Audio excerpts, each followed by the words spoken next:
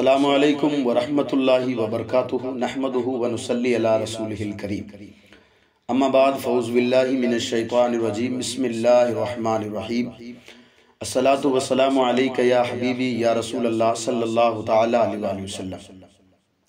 معزز سامعین کرام، آپ سبھی کا خیر مقدم ہے ہمارے یوٹیوب چینل رضوی وائس پر۔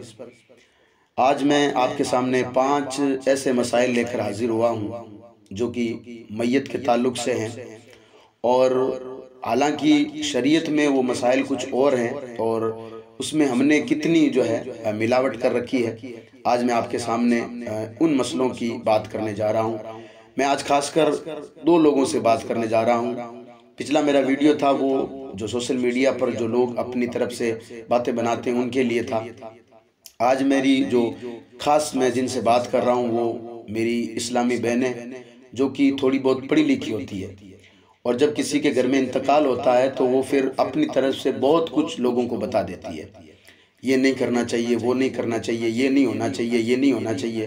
میں آگے آپ کو مثال بھی دوں گا اور شریعت کا مسئلہ بھی بتاؤں گا کہ مسئلہ کیا ہوا تھا اور انہوں نے اپنی طرف سے کیا اس مسئلے کو اپنی طرف سے کون سا روپ دیا تھا، اور آج وہ مسئلہ ہمارے درمیان کس طریقے سے ہے کہ بناتے لوگ ایسے مسئلوں کو اور جواب ایک مسجد کے امام کو یا پھر ایک مولوی کو دینا پڑتا ہے، کیونکہ جب وہ کتاب میں نہیں ہوتا ہے تو پھر بیچارہ مولوی کہاں سے لاتا ہے؟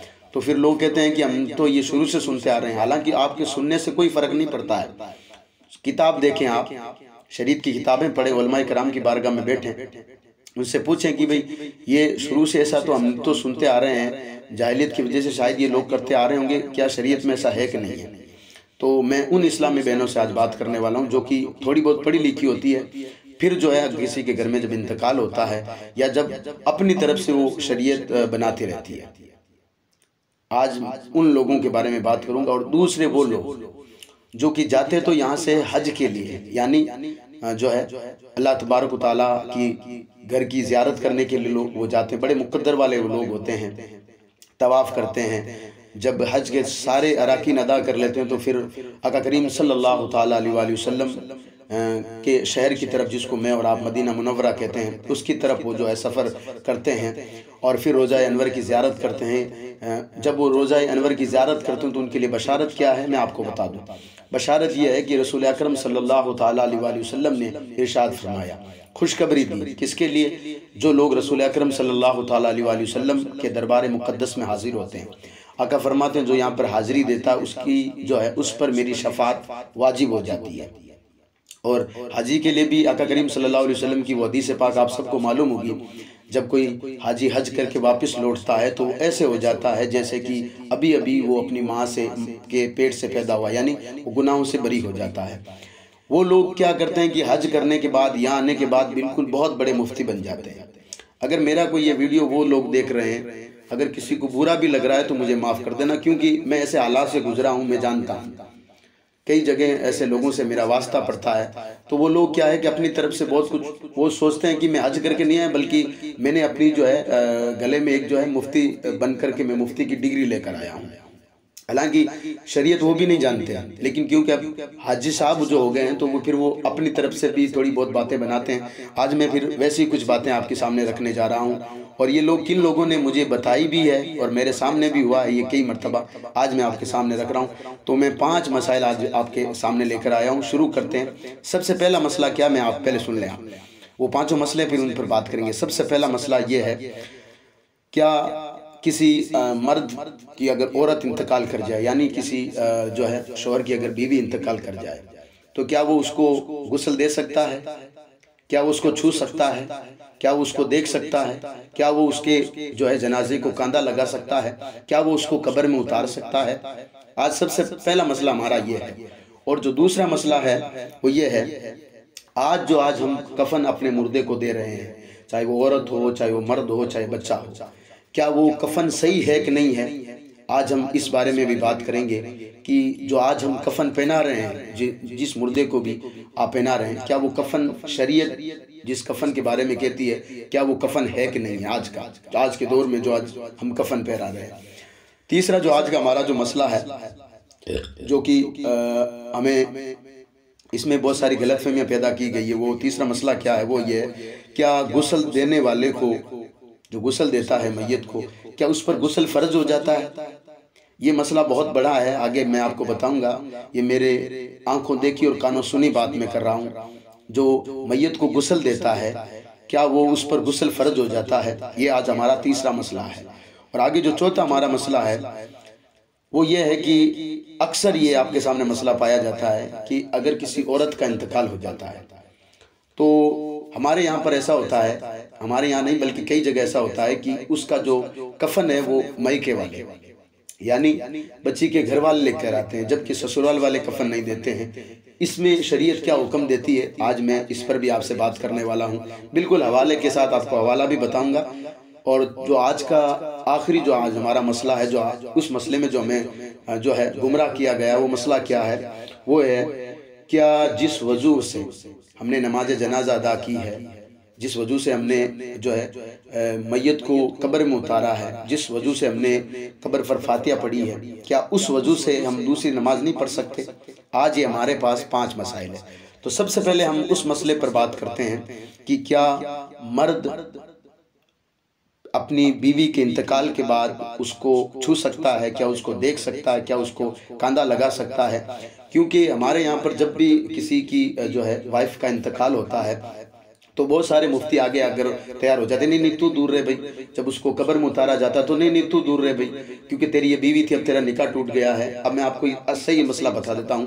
صحیح مسئلہ آپ جا کر کے قانون شریعت نام کی کتاب ہے اور بہت ہی معتبر کتاب ہے، جس کے جو ہے مصنف یعنی جو لکھنے والے کتاب کے ہیں، جنہوں نے اس کتاب کو لکھا ہے، ان کا نام جو ہے وہ میں آپ کو بتا دوں، جو ہے حضرت مولانا شمس الدین احمد صاحب قبلہ رضوی رحمت اللہ تعالیٰ علیہ، انہوں نے یہ کتاب لکھی ہے انوار شریعت۔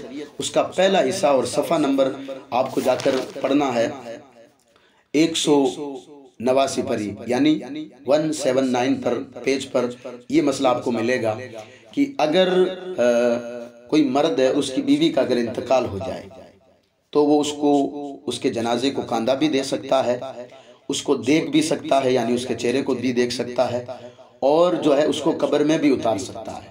ہاں وہ جو ہے اس کو چھو نہیں سکتا ہے بغیر کپڑے کے، یعنی اس کو جسم کو چھو نہیں سکتا ہے۔ بس مسئلہ یہاں پر ہے۔ اب اس مسئلے میں گڑبڑی کہاں ہوئی ہے میں آپ کو بتاتا ہوں۔ گڑبڑی یہاں ہوتی ہے کہ کئی لوگ کہتے ہیں کہ جو ہے صاحب جو ہے جو مرد جو ہوتا ہے وہ اپنی عورت کو دیکھ تک نہیں سکتا۔ کئی لوگ کہتے ہیں کہ صاحب جو ہے جب عورت کو قبر میں اتارا جاتا ہے تو مرد کو دور کر دیتے ہیں لوگ، اس کے یعنی اس کے شوہر کو، جس عورت کا انتقال ہے اس کے شوہر کو بھی دور کر دیتے ہیں کہ نہیں اب تیرا یہاں حق کچھ نہیں ہے، تو یہاں سے دور ہو جا، جبکہ ایسا کچھ نہیں ہے۔ صرف شریعت یہ کہتی ہے، قانون شریعت کا پہلا حصہ صفحہ نمبر 179 یعنی 189 پر آپ جا کر پڑھ لیں کہ اگر کسی کی بیوی کا انتقال ہو جائے تو اس کا شوہر اس کو کاندھا بھی دے سکتا ہے، اس کے جو ہے اس کو قبر میں بھی اتار سکتا ہے اپنی بیوی کو، اور اس کو دیکھ بھی سکتا ہے، لیکن ہاں اس کو چھو نہیں سکتا ہے۔ یہ بات یاد رکھیں۔ یہ میں نے ایک جگہ دیکھی تھی کہ ایک جگہ ایک عورت بات کر رہی تھی، میں ایک جگہ نماز جنازہ پڑھانے گیا تھا تو ایک جگہ یہ عورت بات کر رہی تھی کہ جو ہے اب جو ہے آپ ان کے پاس نہیں آ سکتے، آپ ان کو دیکھ نہیں سکتے۔ حالانکہ یہ بالکل غلط ہے، کیونکہ میں پہلے کہہ چکا ہوں کہ تھوڑا بہت جب ہم تھوڑا جاننے لگ جاتے ہیں نا تو پھر ہم ایکسٹرا بتانا شروع کر دیتے ہیں، جس کو ہمارے یہاں پر جو ہے ہوشیار بولتے ہیں۔ وہ نہیں بننا چاہیے، کیونکہ شریعت ہے، شریعت کسی کی نہیں ہے۔ شریعت اگر ہم اس میں ملاوٹ کریں گے تو ہمارا ہی ایمان خراب ہوگا اور کسی کا نہیں، اور پھر اس کا جواب ہمیں ہی رب تبارک و تعالیٰ کو دینا پڑے گا۔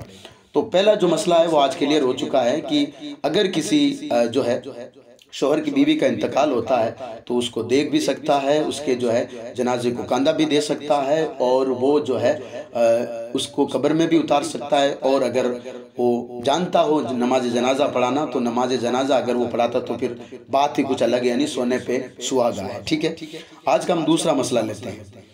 آج جو ہم کفن دیتے ہیں کیا وہ کفن شریعت کے حساب سے صحیح ہے کہ نہیں ہے؟ اس کا مطلب کیا؟ اس کا مطلب یہ ہے کہ ہمارے یہاں پر اکثر ایسا دیکھا جاتا ہے، میں جس ماحول میں رہ رہا ہوں میں اس ماحول کی بات کر رہا ہوں۔ ہمارے یہاں پر اکثر ایسا ہوتا ہے کہ جب کسی کا انتقال ہو جاتا ہے تو لوگ کیا کرتے ہیں کہ ایک دکان والے کے پاس جاتے ہیں، ایک دکان والا وہ سارا سامان رکھتا ہے کفن کا، اس میں جو ہے کپڑا بھی ہوتا ہے اور عطر کی چھوٹی سی شیشی ہوتی ہے، میں سمجھتا ہوں جس کی ویلیو آج کوئی نہیں ہے، اس کو کوئی نہیں لگا پاتا ہے، اور ایک چھوٹا سا صابن ہوتا ہے جس کو کوئی استعمال نہیں کرتا ہے، اور اس میں 4 کفور کی جو گولیاں ہوتی ہے، اور پھر اس کے علاوہ تو جو چیزیں میں سمجھتا ہوں اتنی چیزیں وہ رکھتا ہے۔ اب اس میں جو کپڑا جو ہوتا ہے نا، میں شریعت کی جو بات کر رہا ہوں، کپڑا جو ہے نا وہ حکم ہمیں یہ دیا گیا ہے کہ اگر مرد کے لیے اگر آپ کفن خرید رہے ہو تو شریعت یہ کہتی ہے کہ ویسی ہی کوالٹی کا اور اسی قیمت کا کپڑا اس کو کفن دینا چاہیے جیسا وہ دنیا میں پہنتا تھا، یعنی جیسے وہ عید کی نماز پڑھتے وقت پہنتا تھا یا پھر جمعے کی نماز پڑھتے وقت پہنتا تھا۔ شریعت یہ کہتی ہے، قانون شریعت پر مسئلہ موجود ہے، آپ جا کر پڑھ سکتے ہیں، جیسا وہ اگر مرد کے لیے آپ اگر کفن خرید رہے ہیں۔ ہمارے یہاں پر کیا ہوتا ہے کہ ایسا کپڑا وہ کفن کے لیے لاتے ہیں، میں خود کئی مرتبہ یہ کئی لوگوں کے کفن بنا چکا ہوں، میں نے دیکھا ہے کہ وہ کپڑا جو کو ایک فقیر کو بھی اگر آپ دیں تو فقیر بھی لینے سے منع کر دے، اتنا ہلکا کپڑا، کیونکہ ہم سوچتے ہیں کہ یہ کفن کا کپڑا ہے۔ بس میں آپ سے کہہ رہا ہوں، شریعت یہ کہتی ہے کہ اس کو ویسا ہی کپڑا دو، مرد جو کہ جیسا دنیا میں جیسی کوالٹی کا جیسا جو ہے وہ قیمت کا پہنتا تھا۔ اور عورت جو ہے، اگر کسی عورت کا انتقال ہو گیا ہے، اس کے لیے اگر آپ کو کفن خریدنا ہے تو کم سے کم ایسا کپڑا اتنی قیمت کا ویسی کوالٹی کا لیں جیسا وہ مائکے سے سسرال جاتی تھی جب وہ کپڑا پہنا کرتی تھی۔ اب میں آپ کو یہاں پر ایک حدیث پاک سناتا ہوں۔ حدیث پاک کا خلاصہ ہے، اللہ کے پیارے حبیب صلی اللہ تعالیٰ علیہ وآلہ وسلم کا ارشاد گرامی ہے۔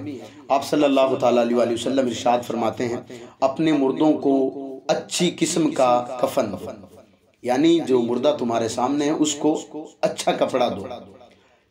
رزلٹ کیا نکلے گا اس کا؟ آقا فرماتے ہیں آگے، جب وہ دوسرے مردوں سے ملے گا، یعنی آگے جتنے بھی مردے ہیں ان سے ملے گا تو اپنے اچھے کپڑے یعنی اچھے کفن پر وہ فخر کرے گا، یعنی خوش ہوگا۔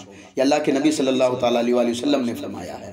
اور ہم لوگ کیا کرتے ہیں، وہ شاید کہ 15 روپے یا 20 روپے میٹر والا کپڑا لا کر کے جو ہے اس کا کفن بنا دیتے ہیں، اور تو یہ جو ہے بالکل نہیں کرنا چاہیے، کیونکہ جو جیسا دنیا میں کپڑا پہنتا تھا، جس کوالٹی کا، جس قیمت کا، ویسا ہی چاہے مرد ہو چاہے عورت ہو، جیسا دنیا میں وہ پہنتی تھی، سب کو خیال ہوتا ہے وہ کس طرح رہا کرتی تھی، کس طرح سے کپڑے پہنا کرتے تھے، تو ویسا ہی کپڑا دیا جائے۔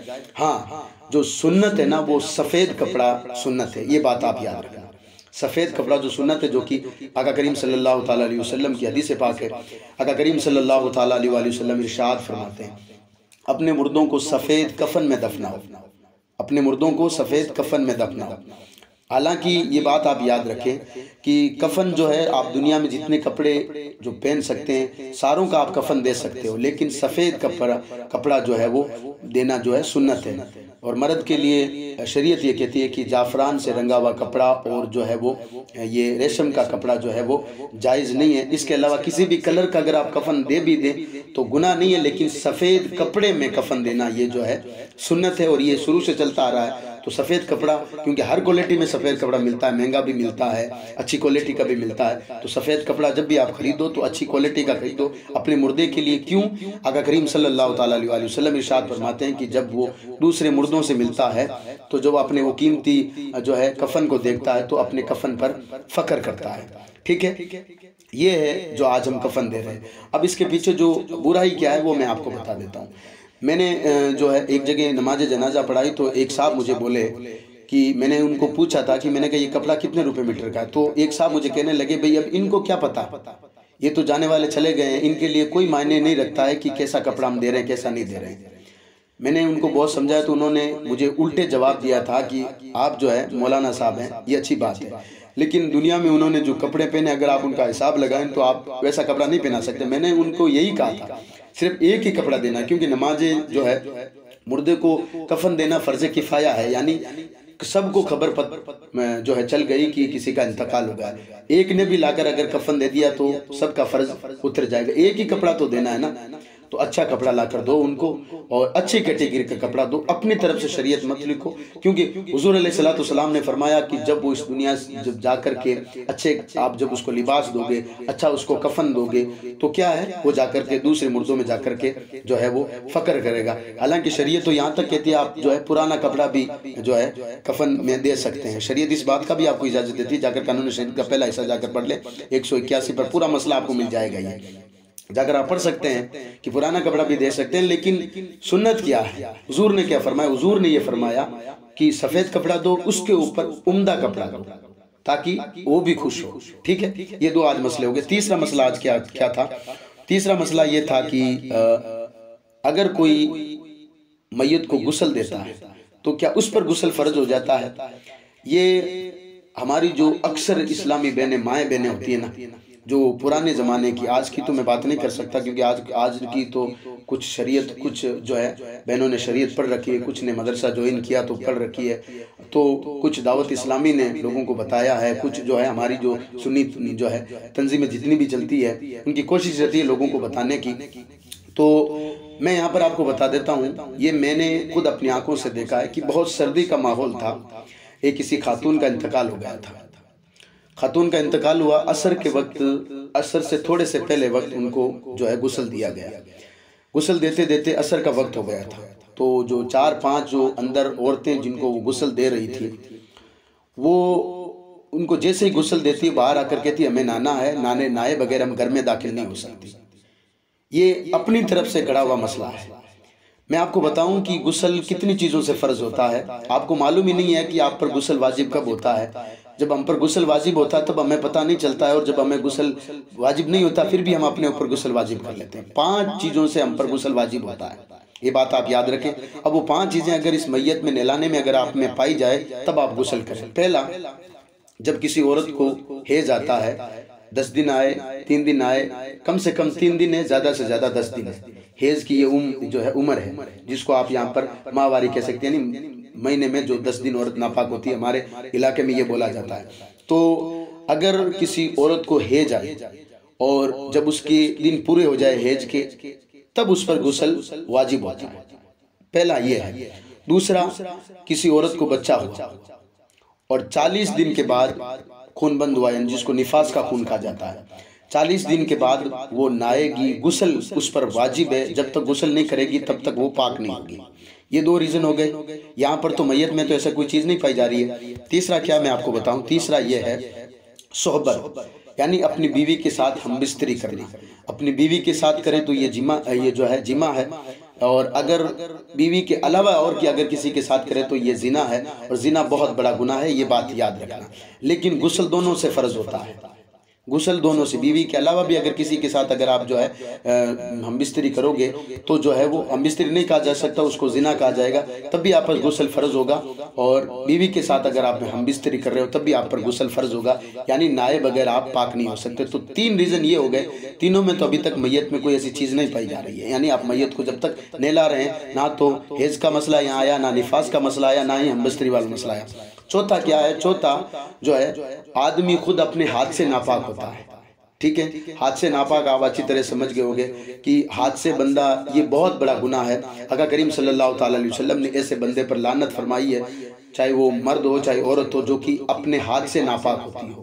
آقا کریم صلی اللہ علیہ وسلم کی ایک حدیث کے مطابق آقا کریم صلی اللہ علیہ وسلم نے اس کو ملعون قرار دیا ہے، یعنی لعنت بھیجا ہوا. اس پر اللہ تبارک و تعالیٰ، اس کے رسول اور اس کے فرشتوں کی لعنت ہوتی ہے جو اپنے ہاتھ سے ناپاک ہوتا ہے. یہ 4 چیزیں ہیں. ابھی تک آپ جب تک غسل دے رہے ہو تب تک 4 چیزوں میں کوئی نہیں پائی جا رہی. 5ویں چیز کیا ہے؟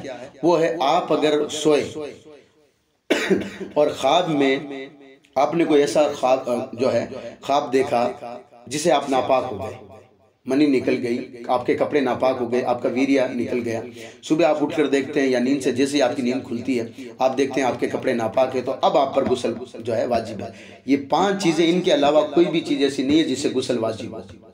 اب آپ مجھے بتائیں، آپ جب کسی میت کو نہلا رہے ہیں تو ان 5 میں کون سی چیز پائی گئی کہ جسے آپ کا غسل واجب ہوا ہے؟ ہاں، اتنی بات یہاں یاد رکھیں. اگر آپ نہلا رہے ہیں اور نہلاتے وقت اگر آپ کے کپڑے پر کوئی ناپاکی لگ گئی ہو تو اس ناپاکی کو دور کر لیں، نہانے کی ضرورت آپ کو نہیں ہے. لیکن جو میری مائیں بہنیں یہ مسئلہ اپنی طرف سے گڑ بیٹھی، میں ان کو بتا دیتا ہوں، میت کو غسل دینے کے بعد آپ جو غسل دے رہی ہیں ان کو غسل کرنے کی کوئی ضرورت نہیں ہے، اور نہ ہی آپ پر غسل واجب ہوا ہے. یہ بات آپ یاد رکھنا. یہ مسئلہ بھی ہو گیا. آپ جا کر وہی قانون شریعت ہے اسی میں جا کر پڑھ لیں آپ. ٹھیک ہے، اب آگے آتا ہیں ہم جو کہ اگلے جو ہمارا مسئلہ ہے، وہ مسئلہ کیا ہے کہ کیا جو کسی اگر عورت کا انتقال ہوتا ہے تو کیا اس کا کفن اس کے مائکے والے ہی لائیں گے؟ یعنی جو جس باپ کی وہ بیٹی ہے وہ باپ ہی لائے گا، یا جس بھائی کی وہ بہن ہے کیا وہ بھائی لائے گا، کیا جو ہے ننیال وال لائیں گے، کیا یہ مسئلہ شریعت کیا کہتی ہے اس میں؟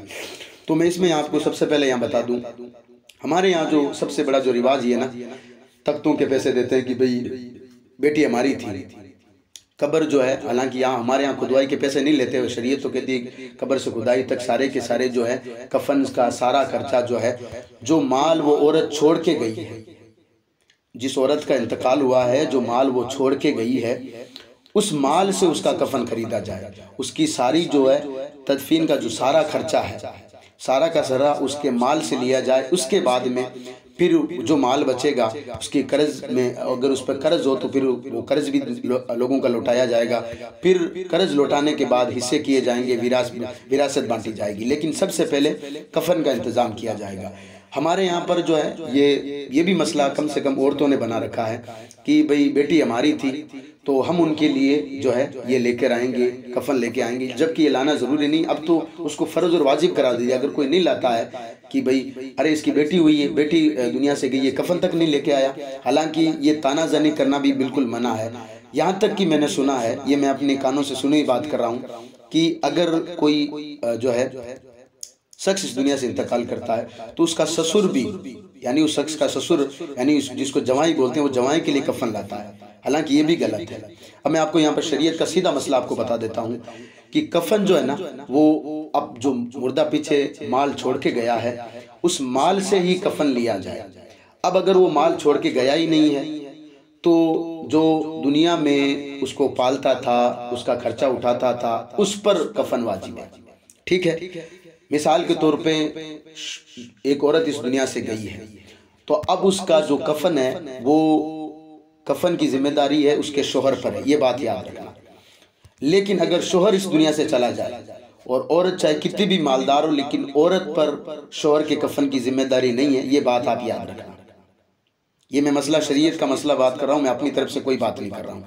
جو ہمارے یہاں پر کہتے ہیں نا کہ بھئی بیٹی کا جو ہے کفن ہے وہ مائکے والے لے کے آئیں گے، جو ہے سسرال والے تو یوں ہی بیٹھے رہیں گے، حالانکہ وہ لے کے آ جائیں گے لیکن پیسے ان سے لیں گے ہم، یہ کوئی مسئلہ نہیں ہے شریعت کا، یہ اپنی طرف سے بنا رکھا ہے۔ خدا کے لیے خوف کرو، شریعت میں اپنے مسئلے داخل مت کرو، آپ جو ہے خود جو ہے شریعت کے حساب سے ڈلو، نہ کہ اپنی جو ہے خود جو ہے آپ شریعت کے حساب سے ڈلو، اپنے حساب سے شریعت کو مت ڈالو، یہ بات آپ یاد رکھیں، ورنہ آگے جا کر آپ کا جو خاتمہ جو ہے وہ ایمان پر ہو یا نہ ہو، اس کی کوئی گارنٹی نہیں ہے۔ آپ اپنی آخرت بھی برباد کر رہے ہیں اور ساتھ میں کسی اور کی بھی برباد کر رہے ہیں، یہ بھی یاد رکھنا کسی سے، کیونکہ آپ ضد بحث بہت کرتے ہیں لوگوں سے۔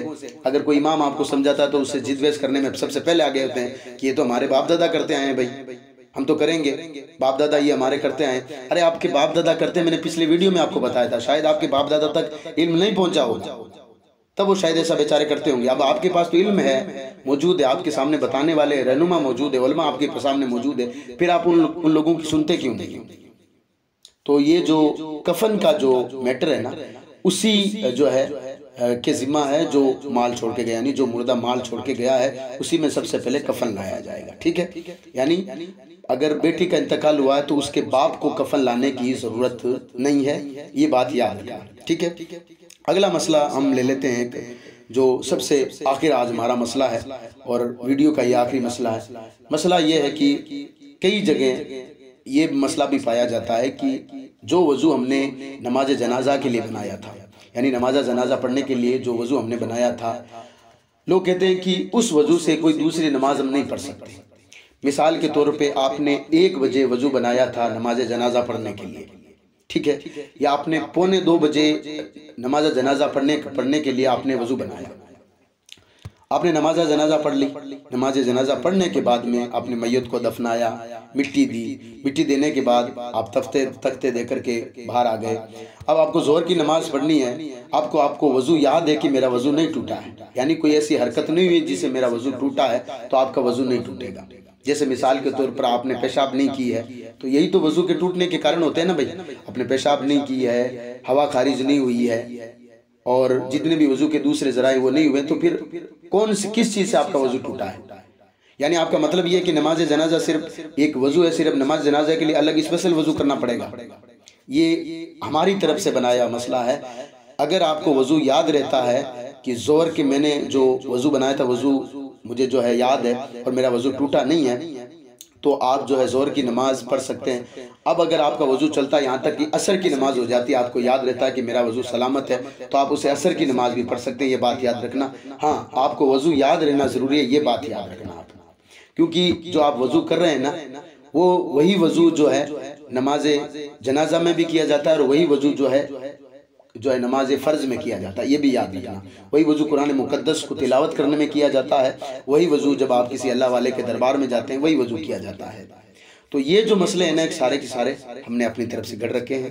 میں آپ کو ہاتھ جوڑ کر عرض کر رہا ہوں، آپ جا کر کے جو ہے پلے اسٹور میں جا کر قانون شریعت ڈاؤن لوڈ کر لیں، پہلا اور دوسرا حصہ ایک ساتھ آئے گا، جا کر اس میں نماز جنازہ کا بیان پڑھ لیں، موت کا بیان پڑھیں، اپنا آپ کو پتہ چل جائے گا کہ میں اور آپ کون سے رستے پر ہیں۔ آج ہمارے سامنے سب کچھ ہوتے ہوئے بھی آج ہم جو ہے کتنے مجبور ہیں کہ ہم جاہلوں کے پیچھے چل جائیں۔ ہم لوگ کیونکہ جاہل ہماری مان نہیں رہے ہیں، ہم لوگوں کو سمجھا رہے ہیں، لوگ نہیں سمجھ رہے ہیں، کیا کریں بتاؤ؟ صرف وہ لوگ اپنی جو ہے ضد پر اڑے رہتے ہیں، نہیں یہ نہیں ہونا چاہیے، یہ نہیں ہونا چاہیے، یہ نہیں ہونا چاہیے۔ آپ مولوی، آپ تو نئی زمانے کی بات کرتے ہو، ہم نئی زمانے کی بات نہیں کرتے صاحب، ہم کتاب کی بات کرتے ہیں۔ اور جب کتاب ہمارے سامنے رہتی ہے نا، تو پھر کیونکہ یہ ان کتابوں سے ہم ایمان لائے ہیں، یہ نہیں ہے کہ جو ہے آپ کے کہنے سے ہم ایمان لائے ہیں۔ ہم نے قرآن مقدس کو پڑھا، حدیث پاک پڑھی، میں نے 2 حدیثیں آپ کے سامنے رکھی، آپ بتاؤ وہ حدیثیں آپ نے پڑھی ہے کہ نہیں پڑھی ہے؟ آقا کریم صلی اللہ علیہ وسلم فرماتے ہیں کہ جو ہے اپنے مردے کو اچھا کفن دو، یہ حدیث پاک ہے۔ اپنے مردے کو سفید کفن دو، یہ حدیث پاک ہے۔ اچھا کفن دو گے تو مردہ جا کر فخر کرے گا، خوش ہوگا۔ اگر مردہ خوش ہو رہا ہے تو آپ کو بحث کرنے کی ضرورت کہاں ہے وہاں پر؟ آپ شریعت میں کہہ رہے ہیں کہ اگر کسی کو غسل دینے سے غسل واجب ہو جائے گا، شریعت کہتی ہے ایسا تو کچھ ہے ہی نہیں۔ اس کا مطلب یہ کہ شریعت آپ خود اپنی حساب سے چلا رہے ہیں۔ میں پھر وہ جملہ عرض کر رہا ہوں جو میں نے پچھلے ویڈیو میں عرض کیا تھا۔ مسئلہ یہ نہیں ہے آج کہ حق بتانے والے لوگ موجود نہیں ہیں، مسئلہ یہ ہے، مشکل یہ ہے کہ ہم صرف اپنے جو ہے مطلب حق سننا چاہتے ہیں، یعنی جو ہمارے مطلب کا حق ہے نا، صرف وہی سننا چاہتے ہیں۔ مطلب کا حق میں آپ کو بتاؤں، مطلب کا حق جیسے کسی نے آپ کو کہا کہ جو ہے ایک تعویذ آپ لے کر چلے جاؤ، آپ کے گھر میں کوئی مصیبت نہیں آئے گی، یہ آپ کو آسان لگا، آپ لے کر چلے گئے، آپ نے گھر کے باہر تعویذ لٹکا دیا، آپ کا بھروسہ ہو گیا کہ اب نہیں ہوگا۔ اور دوسری طرف ایک آدمی نے کہا کہ آپ قرآن مجید پڑھو، سورہ ملک پڑھو، سورہ یاسین پڑھو، سورہ واقعہ پڑھو، آپ کے گھر میں خیر و برکت ہوگی۔ اب کیونکہ وہ ہمیں مشکل لگ رہا ہے نا، اب وہ ہم نہیں کریں گے۔ اسی طریقے سے ہمیں جب ڈاکٹر کہتا ہے کہ یہ آپ دوائی لو تو جو ہے آپ کی عمر بڑھے گی، ہم وہ تو کر لیتے ہیں، لیکن جب ہم کہتے ہیں کہ آپ ہمیشہ باوضو رہو، اس سے آپ کی عمر میں برکت ہوگی، کیونکہ یہ مشکل ہوتا ہے نا، تب ہم یہاں پر شریعت نہیں مانتے۔ عرس کے موقع جب آتے ہیں نا، تو عرس میں بھیڑ کرنے کے وقت ہمیں شریعت یاد رہتی ہے، مسجد ہماری خالی ہوتی ہے تب ہمیں مسجد جو ہے شریعت یاد نہیں رہتی ہے۔ خدا کے لیے شریعت کو پڑھو، اور پڑھنے کے بعد لوگوں کو بتاؤ کہ آج تک ہم جس ٹریک پہ تھے، آج تک ہم جس رستے پر تھے، وہ رستہ کتنا بھیانک تھا۔ ہماری اگر اولادوں کو اگر ہم یہ بتا بھی دیں گے نا، تو انشاءاللہ تبارک تعالیٰ اس کا ثواب ہمیں بھی ملے گا، اور وہ کل ہمارے قبروں پہ صحیح طرح سے آگے آ کر کھڑی ہوگی۔ انشاءاللہ میں آگے بھی آپ کو اس کے حوالے سے آگے بھی بات کرتا رہوں گا، لیکن یہ بات یاد رکھیں، میں نے جو 5 مسئلے بتائے ہیں نا، ان مسئلوں میں جو زیادہ تر رول ان لوگوں کا ہے جو کہ کم جانتے ہیں اور بہت زیادہ لوگوں کو بتاتے ہیں۔ جیسے کہ جو ہے اسلامی بہنیں ہوتی ہے، اس میں جو مین کیٹیگری کی جو فقیرنیاں ہوتی ہے، یعنی جس کو فقیرنی ہمارے یہاں پر کہتے ہیں، جو مانگنے والی ہوتی ہے، جس کو صدقہ خیرات دیتے ہیں، یا جو مردے کی جو ہے کپڑے وغیرہ وہ جو لے کر چلی جاتی ہے، صابن وغیرہ جو پیچھے بچتا ہے، میں اس پر بھی ایک دن انشاءاللہ بات کروں گا۔ تو وہ جو ہے ہمیں کئی مسئلے بتا دیتی ہے۔ ہمیں ایسے لوگوں سے دور رہنا چاہیے، اور کم سے کم ان کو سمجھائیں کہ بھئی ہم جو ہے اپنے امام سے ہم مسئلہ پوچھیں گے۔ اگر آپ کو امام پر بھروسہ نہیں ہے نا، تو ہم کتابیں پڑھیں گے، کیونکہ آج کل امام پر ویسے ہی بھروسہ نہیں رہا۔ امام کو امام کون مان رہا ہے؟ ایسے کوئی نہیں مان رہا، تو پھر آپ کتابیں پڑھیں۔ آپ کے لیے سب سے بہتر طریقہ ہے کہ آپ کتاب پڑھنا شروع کر دیں۔ آپ جس دن کتاب پڑھنا شروع کر جائیں گے، آپ کر دیں گے، آپ کی آنکھیں اپنا کھل جائے گی کہ ہاں حقیقت میں شریعت یہ ہے، ہم جو کر رہے تھے نا وہ جھوٹا کھیل تھا۔ انشاءاللہ تبارک و تعالیٰ آگے بھی میں 2-4 رسمیں ہیں جو کہ ہم نے ہماری طرف سے بنا رکھی ہے، اس میت کے تعلق سے میں آپ کو آگے بتاتا رہوں گا۔ اللہ تبارک و تعالیٰ ہم سب کو صحیح طریقے سے علم دین جو ہے حاصل کرنے کی توفیق و رفیق عطا فرمائے، اور قرآن و حدیث کو صحیح طرح سے پڑھ کر اس پر عمل کرنے کی توفیق و رفیق عطا فرمائے۔ ہو سکے تو ثواب کی نیت سے ویڈیو کو شیئر ضرور کر دیں۔ اللہ تبارک و تعالیٰ ہم سب کو سلامت رکھے۔ السلام علیکم ورحمۃ اللہ وبرکاتہ۔